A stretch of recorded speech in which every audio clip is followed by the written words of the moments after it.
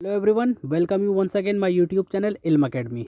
दोस्तों, इस लेक्चर में मैं आपको वॉइस ओवर लेक्चर करा रहा हूँ क्योंकि मेरा जो बोर्ड है वो कुछ डिफेक्ट हो गया है। इस वजह से मैं आपको वॉइस ओवर लेक्चर करा रहा हूँ। दोस्तों, प्रीवियस लेक्चर में हमने करा था कि पिट्स इंडिया एक्ट क्या था और वो क्यों लाया गया था। इस लेक्चर में हम डिस्कस करेंगे कि चार्टर एक्ट ऑफ 1833 क्या है और ये क्यों लाया गया। ठीक है। This act was the final step towards centralisation in British India. मतलब भारत में अब ये फाइनल स्टेप था जो केंद्र सरकार, जिसे कहते हैं ना, केंद्र सरकार जैसे मोदी सरकार वैसे ही केंद्र में एक सेंट्रल गवर्नमेंट लाने के लिए। ठीक है। इस एक्ट में क्या क्या हुआ था, इस the feature of this act are, इसमें जो it made the governor general of Bengal as the governor general of India and vested him all civil and military power. Thus the act created for the first time a government of India having authority over the entire territory possessed by British in India. Lord William Bentinck was the first governor general of India. जैसे कि हमने पढ़ा था कि previous lecture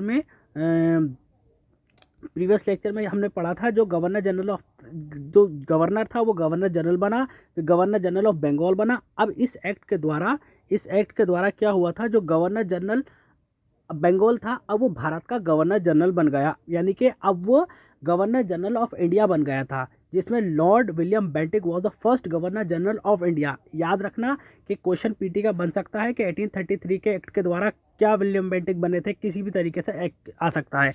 ये भी question आ सकता है कि हुआ the first governor general of India, आते ही और आ चुके हैं, और हुआ the first governor general of Bengal, ये भी आ सकता है। तो ये पीटी पर्सपेक्टिव से इंपॉर्टेंट है, याद रखें।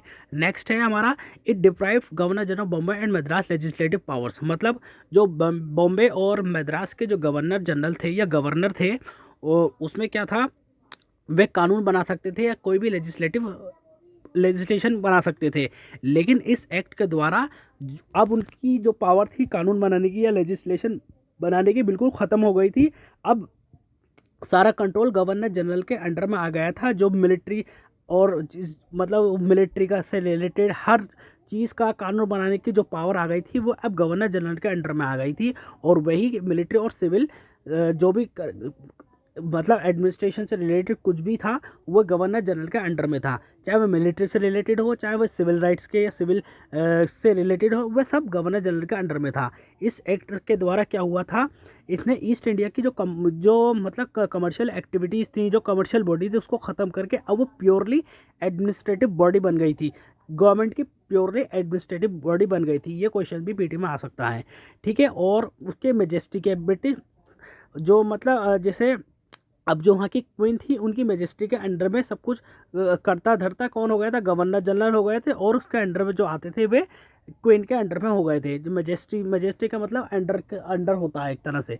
ठीक है। इस एक्ट के द्वारा को क्या हुआ था, जो चार्टर एक्ट के द्वारा एक ओपन कंपटीशन एग्जाम्स जो होते हैं, जैसे सिविल सर्विस एग्जाम्स है, स्टेट पीएससी एग्जाम्स हैं, उनकी शुरुआत होने लगी, जिसमें भारतीयों को भी क्या करने लगा, अब भारतीय भी इस कंपटीशन में क्या कर सकते थे, पार्टिसिपेट कर सकते थे। लेकिन इससे क्या हुआ, बहुत ज़्यादा विरोध हुआ गवर्नमेंट जो वहाँ के ब्रिटिश के द्वारा, कि आप इस सर्विस में, इस कंपटीशन में इंडियन को शामिल नहीं कर सकते। तो इसका विरोध होने के बाद की वजह से इसको निगेटेड कर दिया गया था। मतलब अभी भी इंडियंस जो थे वो पार्टिसिपेट नहीं कर सकते थे ओपन कंपटीशन में।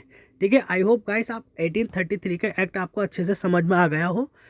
अच्छी बात है। नहीं समझ में आया मुझसे कॉल करके पूछ सकते हैं। आपको हैंड रिटन नोट्स चाहिए, मैं आपको प्रोवाइड कराऊंगा। आप मुझे डिस्क्रिप्शन में मेरा नंबर है, वहाँ पे मुझे कॉल कर सकते हैं। मैं आपको हैंड रिटन नोट्स प्रोवाइड कराऊंगा फ्री ऑफ कॉस्ट। ठीक है। इस लेक्चर में फ़िलहाल इतना ही। लेक्चर अच्छा लगा हो और समझ में आया हो तो please like share and subscribe ज़रूर करें, और ताकि हम आपसे लाइव इंटरेक्ट कर सकें और जो भी आपके डाउट हैं लाइव ही सॉर्ट आउट कर सकें। Till then keep practising and keep learning, but please don't forget to like share and subscribe our channel Ilm academy. Thank you.